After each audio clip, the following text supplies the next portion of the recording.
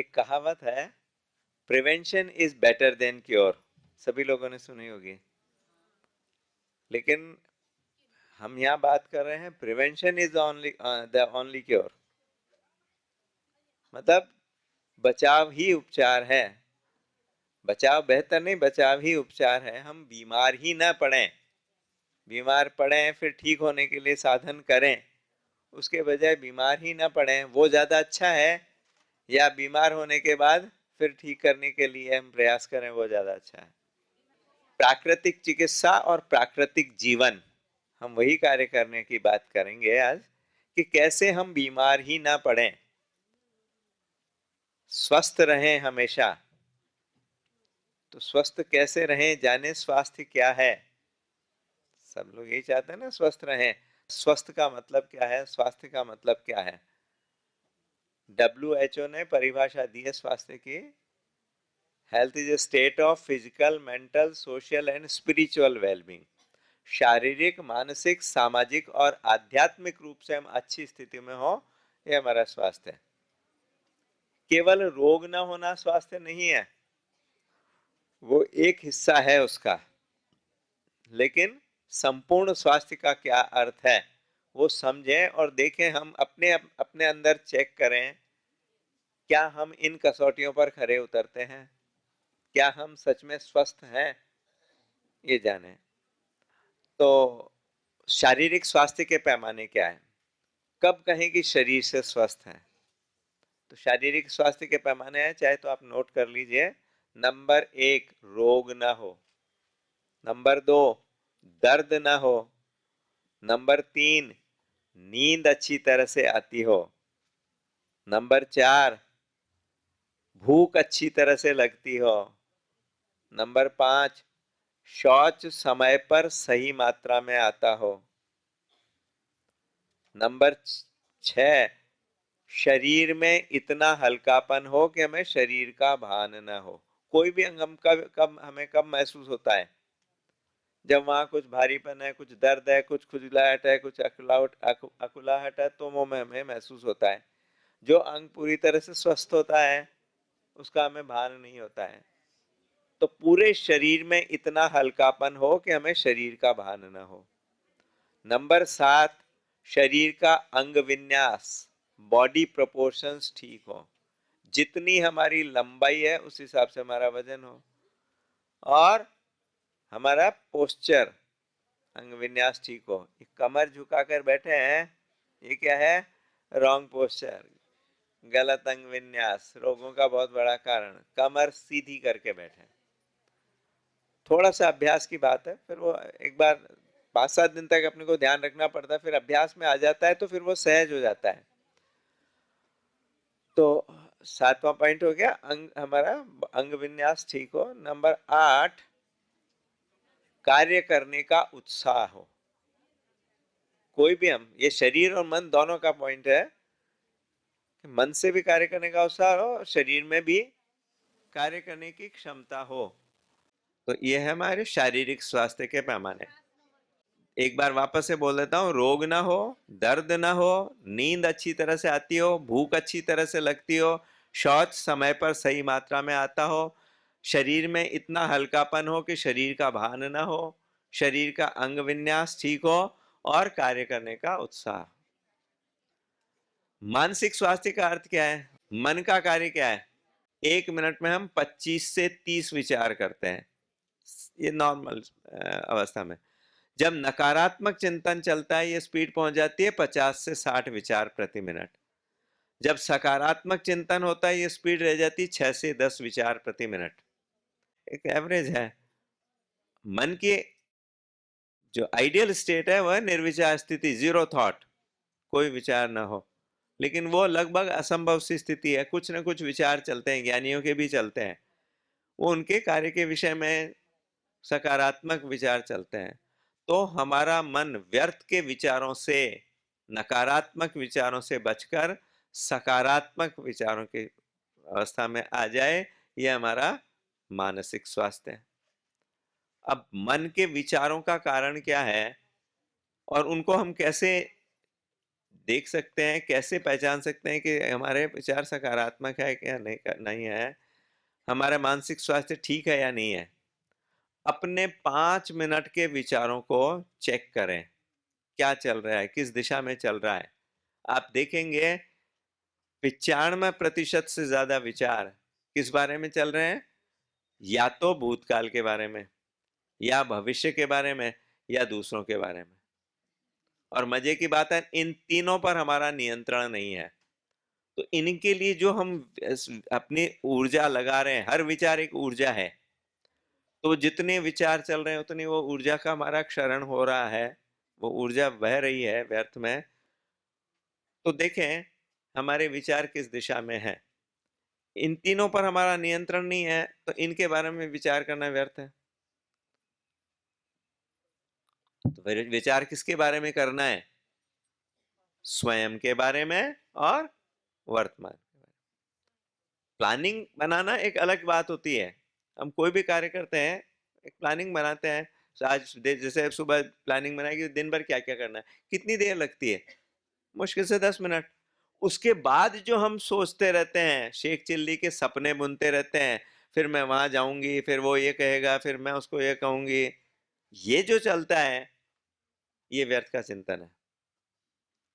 इससे बचें। तो ये मन पर पहरा लग जाए तो अपने आप आपके विचार ठीक होने लगेंगे। व्यर्थ के विचारों से, नकारात्मक विचारों से सकारात्मक विचारों में आना, ये हमारा मानसिक स्वास्थ्य। सामाजिक स्वास्थ्य का अर्थ क्या है? परिवार, समाज, राष्ट्र और विश्व के प्रति हमारा सकारात्मक रवैया, वसुधैव कुटुंबकम की भावना। आज ये सामाजिक स्वास्थ्य बिगड़ गया है, जितना भी झूठ, कपट, लालच, बेईमानी, अनाचार, व्यभिचार, आतंकवाद, नक्सलवाद, ये सब क्या है? बिगड़े हुए सामाजिक स्वास्थ्य का परिणाम। मेरा भला हो जाए, बाकी दुनिया जाए भाड़ में। एक ध्यान रख लें कि पूरा विश्व एक इकाई है, कोई भी इससे हम अलग नहीं हो सकते हैं। एक व्यक्ति अभी यहाँ बैठकर धूम्रपान करने लग जाए, सब लोगों पर उसका असर होगा कि नहीं होगा? तो ऐसे ही हमारा एक जने का के क्रियाकलापों से पूरे समाज पर असर होता है। तो इसलिए सामाजिक स्वास्थ्य हम सबका भला हो। हमारे जो प्रथा चलती आ रही है, सर्वे भवन्तु सुखिनः सर्वे सन्तु निरामया, ये है अच्छे सामाजिक स्वास्थ्य की निशानी कि हम सबका भला सोचें। क्यों? सब में है कौन? वही भगवान तो है, वही तो परमात्मा है, सब रूपों में है। और किसी के प्रति भी हमारे मन में कोई नकारात्मक चिंतन आ रहा है, इसका कारण क्या है? हमने कर्म सिद्धांत को नहीं समझा है। कर्म सिद्धांत क्या कहता है? जो कुछ हमें मिल रहा है 100% वही मिल रहा है जो हमने दिया था। कर्म का सिद्धांत ये है ना, जो दिया था वो लौट के आ रहा है। अब हम सोचते हैं कि हमने तो इनके लिए ऐसा कुछ किया ही नहीं। किया तो नहीं, सोचा कितना। हमारे 99% कर्म किससे बन रहे हैं? शरीर से तो 1% बन रहे हैं, अपने विचारों से बन रहे हैं। तो दूसरों के प्रति किया हुआ हर विचार एक कर्म है। तो जब हमारे मन में सबके लिए प्रेम का भाव हो, सद्भावना हो, भगवत भाव हो, तब समझिए हमारा सामाजिक स्वास्थ्य सुधरा। केवल बाहर बाहर के प्रयास नहीं कि बाहर से हम किस सबके, अब बहुत लोग करते हैं, बहुत सारी चैरिटी भी करते हैं, बहुत तरह के कार्य करते हैं। अंदर भाव क्या है? कहीं न कहीं अपनी कॉलर ऊंचा करने का भाव। सर्व के हित का भाव है क्या? सब में हम उसी परमात्मा का दर्शन कर रहे हैं क्या? तो है सच्चा अच्छा सामाजिक स्वास्थ्य। और पांच चौथे यह बात, आध्यात्मिक स्वास्थ्य। मूल की भूल यही हुई है। स्वस्थ का मतलब क्या है? स्वस्थ है, स्वयं में स्थित होना, अपने ओरिजिनल सेल्फ में आना। आप कार में बैठकर जा रहे हैं, कार के बाहर आपका कोई अस्तित्व नहीं है। क्या आप कार हैं? क्या आप कार हैं? नहीं। उस कार के संचालक या सवार हैं। उसी तरह शरीर रूपी कार में बैठकर हम सवारी कर रहे हैं, हम कार्य कर रहे हैं। मैं कौन हूं? मैं ये शरीर नहीं हूं, मैं इस शरीर को चलाने वाला आत्मा हूं। अपने इस ओरिजिनल सेल्फ में आना, shifting from body consciousness to soul consciousness, ये हमारा आध्यात्मिक स्वास्थ्य। हम बच्चा जब पैदा होता है वो बॉडी कॉन्शियसनेस में नहीं होता है, हम उसे सिखाते हैं तू लड़का है, तू लड़की है, तेरा ये नाम है। वो नाम भी कौन कौन से दिन, छठे सात महीने छठे दिन दिया हुआ नाम। पैदा हुआ थे कोई नाम लेके पैदा नहीं हुए थे। अब जो जो छठे दिन दिया हुआ नाम, उसको हम इतना पक्का कर लेते हैं कि उसको अपनी आइडेंटिटी बना लेते हैं। आज आपसे आपका कोई परिचय पूछे आप कौन है, क्या बताते हैं परिचय? मैं मिसेस सो एंड सो। अपने नाम को अपने आप अपने आइडेंटिटी बना ली। वो नाम कुछ भी हो सकता था, वो आपकी ओरिजिनल आइडेंटिटी तो नहीं है, सबको स्पष्ट है ये चीज, लेकिन हमने उसको अपनी आइडेंटिटी बना लिया है। फिर वहीं तक सीमित नहीं रहे हम लोग, हमने अपने पदों को, अपनी डिग्रीज को अपनी आइडेंटिटी बना लिया है। मैं तो डॉक्टर हूँ, मैं तो इंजीनियर हूँ, मैं तो आईएएस हूँ, मैं तो वकील हूँ, कुछ भी जो भी, मैं तो हाउस वाइफ हूँ। क्या किया हमने? अपने कार्यों को अपनी आइडेंटिटी बना लिया, या कार्य के लिए जो पद मिला उसको अपने आइडेंटिटी बना लिया। फिर वहीं तक सीमित नहीं रहे, हमने अपने रोगों को अपने आइडेंटिटी बना लिया है। मैं तो डायबिटिक हूँ, मैं तो हार्ट पेशेंट हूँ। अब जब आपकी आइडेंटिटी हो रही, जैसे नाम आपसे भुलाए नहीं भूलता। अब यहाँ सब जने सो रहे हैं, ओम ओम बोलेंगे किसी की नींद नहीं खुलेगी, लेकिन लक्ष्मी या रमा, अब जिसका नाम है तुरंत उसकी नींद खुल जाएगी। इतना गहरे में गया हुआ है वो नाम। और निश्चित रूप से वो काल्पनिक है, वो कुछ भी हो सकता था, लेकिन उसने उसको हमने इतना पक्का कर लिया है। तो जैसे वो नाम पक्का हो गया, हमें भुलाए नहीं भूलता है, वैसे जब हमने अपने रोगों को अपनी आइडेंटिटी बना लिया, तो वो कितना पक्का हो गया अंदर, कैसे उससे अलग होंगे। और ये जो हम जो अपने आप को ये रोगों को अपनी आइडेंटिटी बना लिया, ये रोग दूर करने में सबसे बड़ी बाधा है। हम बाहर के सारे प्रयास करते रहते हैं, लेकिन अंदर क्या चल रहा है? मैं तो डायबिटिक हूँ, अभी डायबिटीज तो जिंदगी भर रहेगी। जब आपकी आइडेंटिटी है, वो आपसे अलग कैसे होगी? इसीलिए फिर वो बाहर के प्रयासों के बावजूद भी हम रोग मुक्त हो नहीं पाते हैं।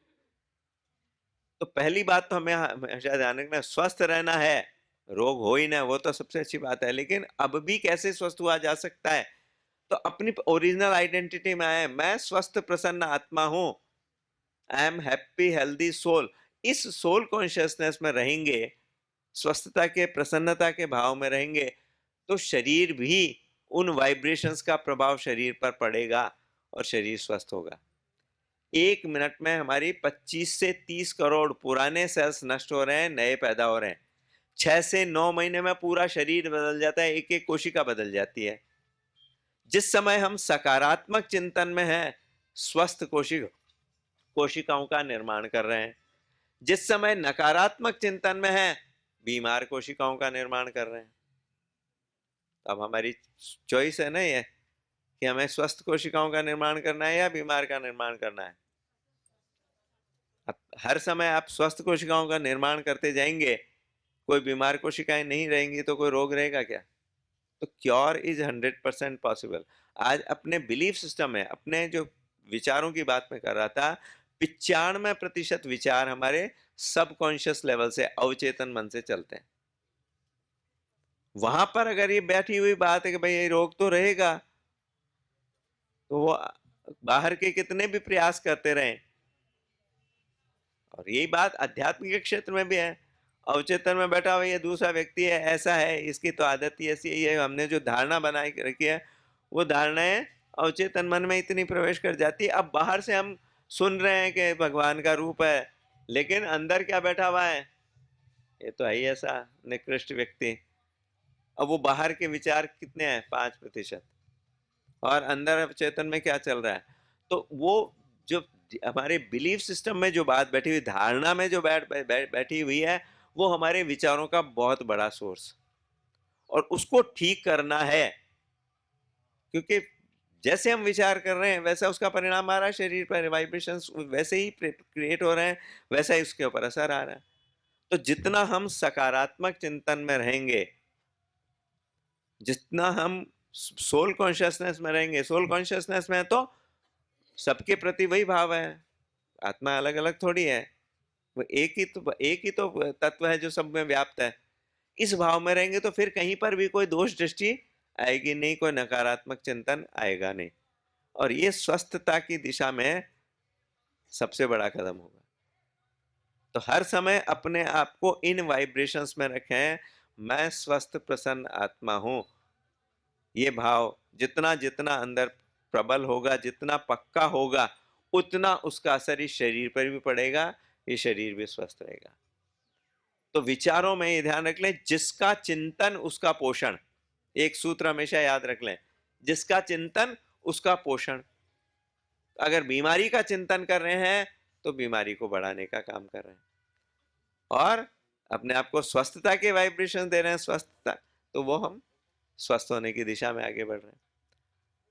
वास्तव में रोग कहाँ पैदा होते हैं? ये शरीर में जो भी रोग आ रहे हैं, इनका उद्गम कहाँ से होता है? विचारों से। अपने पंचकोश है ना, सबको मालूम है 5 कोशों के बारे में, ठीक है? आत्मा में तो कोई रोग है नहीं, और ये जो 5 कवर है, जैसे अब ये कुर्ता अगर गंदा हो गया तो क्या मैं गंदा हो गया क्या? नहीं। ऐसे ही ये शरीर रूपी जो कुर्ता है, इसमें गंदगी आ गई है, तो इसकी शुरुआत कहाँ से हो रही है? और जो कोश हैं, कौन कौन से कोश हैं? अन्नमय कोश, फिर प्राणमय, फिर मनोमय, विज्ञानमय और आनंदमय। तो विज्ञानमय आनंदमय कोश में कोई रोग नहीं है। रोगों की शुरुआत होती है मनोमय कोश से, अपने विचारों से। 90% से ज्यादा हमारे शारीरिक रोगों का भी मूल कारण हमारा मन है। ये ध्यान कर लीजिए, जो हमें दिख रही है बीमारियां शरीर में, उनका भी मूल कारण मन में।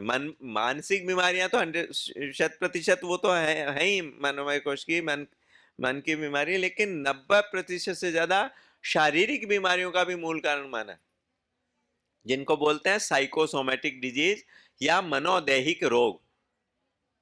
तो उसकी शुरुआत कहाँ हो रही है? मनोमय कोश में।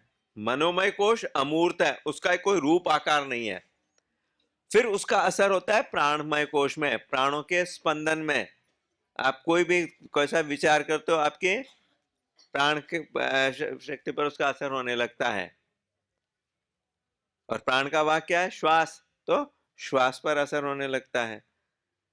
तो प्राणमय कोश क्या है? वो सांचा है जिस पर ये शरीर अन्नमय कोश रूपी ढांचा खड़ा है। तो प्राणमय कोश में, जैसे प्राणमय कोश के हार्ट में प्रॉब्लम हुई, तो इस अन्नमय कोश के हार्ट में वैसा ही निर्माण होने लगेगा, वैसा ही परिवर्तन होने लगेगा, वही बीमारी पैदा होने लगेगी। तो मूल कारण कहां से चालू हो रहा है? मनोमय कोश से, विचारों से। तो अपने विचारों को सकारात्मक बनाना, ये सबसे प्रिवेंशन का, स्वस्थता के दिशा में, कि कोई किसी भी तरह का रोग हो ही ना हो, इसके लिए सबसे जरूरी स्टेप है मन को सकारात्मक बनाए रखना। इसलिए इसका बहुत, और ये इस बिल्कुल ही क्लिनिकली प्रूवन साइकोसोमेटिक इफेक्ट्स है। हमारे किस विचार का प्रभाव किस अंग पर ज्यादा पड़ता है, ये साइंटिफिकली प्रूवन है, स्टडीज की गई हैं। कुछ लोग, कुछ तो सभी को अनुभव है, क्रोध करते ही क्या होता है? सबका अनुभव है, हार्ट बीट बढ़ जाती है, ब्लड प्रेशर बढ़ जाता है, पेट में एसिडिटी बढ़ जाती है, सबका अनुभव है। भय, डर हमारे फेफड़ों को जकड़ देता है, हमारी किडनीज को दुष्प्रभावित करता है। कोरोना काल में जो डेथ्स हुई हैं, उनका बहुत बड़ा कारण था वो भय का वातावरण जो फैला दिया गया था मीडिया के द्वारा। वो वायरस तो छोटा सा जुकाम का वायरस था, उससे कोई नहीं मरा है। उसकी वजह से जो शरीर ने अतिरिक्त रिस्पांस दिया, साइटोकाइन स्टॉर्म पैदा किया, उसकी वजह से लंग्स डैमेज हुए, उसकी वजह से नुकसान है। और उसका वो साइटोकाइन स्टॉर्म क्यों बढ़ा? जब न्यूज पढ़ी और इतने लोग मर गए, इतने बीमार पड़ रखे हैं, अस्पतालों में जगह नहीं है, ऑक्सीजन नहीं मिल रही है, ये भय का जो वातावरण था। जिन्होंने ज्यादा अखबार पढ़ा, जिन्होंने ज्यादा टीवी पर न्यूज देखी, वो लोग ज्यादा मरे। तो ये भय का प्रभाव। संग्रह की प्रवृत्ति कब्ज को जन्म देती है। जो अपने सारा खान पीन का भी ध्यान रखते हैं लेकिन फिर भी उनकी कब्ज दूर नहीं होती है, बहुत बड़ा कारण है उनके संग्रह की प्रवृत्ति। किसका संग्रह? चाहे वो धन का संग्रह हो, चाहे बातों का संग्रह हो, चाहे वस्तुओं का संग्रह हो। बातों का संग्रह बहुत ज्यादा होता है, हर एक के पास है। कोई 10 साल पहले किसी के साथ ऊंच नीच हुई, 10 साल में वो कभी मिला नहीं, आज 10 साल बाद मिला है, वो सारी बातें उसने उस समय मेरे साथ ऐसा किया था, वैसा किया था। अच्छी बातें तो भले ही याद रहे नहीं रहे, लेकिन कुछ भी ऊंचा नीचा हुआ है तो वो जरूर याद रहता है। मतलब वो हमने अंदर पकड़ कर रख रखी है, बात संग्रहित करके रख रखी है। घर में एक सड़ा आलू रख लीजिए, पूरा घर बदबू मारने लग जाता है। इन सड़ी बातों को पालकर हम अपने व्यक्तित्व को कितना सड़ा बना रहे हैं। और जिसके प्रति हमने वो धारणाएं पाल रखी, अभी बात चल रही थी ना अवचेतन में वो धारणाएं, अब किसी के लिए हमने धारणा बना ली, ये तो मेरे साथ एक बार किसी ने कुछ किया, हमने उसके प्रति धारणा बना ली कि तो है ही गड़बड़ आदमी, ये तो हमेशा ऐसा ही करता है। अगर वो कुछ अच्छा भी कर रहा होगा, अपनी धारणावश हम उसमें भी कुछ नकारात्मकता ढूंढ लेंगे। ये एक हमारी आदत बन जाती है और ये भूल जाते हैं कि हर पल बदल रहा है। कहते हैं एक नदी में दोबारा स्नान नहीं कर सकते हैं, एक डुबकी मारी बाहर निकले, दूसरी डुबकी मारेंगे जब तक वो पानी तो गया आगे, दूसरी डुबकी दूसरे पानी में लग रही है। जिस व्यक्ति ने डुबकी मारी वो भी बदल गया। 1 मिनट में 25 से 30 करोड़ पुराने सेल्स नष्ट हो गए, नए पैदा हो गए, उतना तो ये शरीर भी बदल गया। और मन को बदलने में कितनी देर लगती है? रत्नाकर डाकू संत वाल्मीकि बन गए, अंगुलीमाल डाकू संत अहिंसक बन गए। जिसके प्रति हमने धारणाएं पाली हुई है वो इतने तो बुरे नहीं है, लेकिन हम अपनी उन धारणाओं को पकड़े बैठे हैं। वो व्यक्ति हो सकता है अब तक संत बन चुका है, बहुत अच्छी स्थिति में, हम व्यर्थ में उसके प्रति पुरानी बातें पकड़े हुए। तो इस संग्रह को आज निकाल फेंके।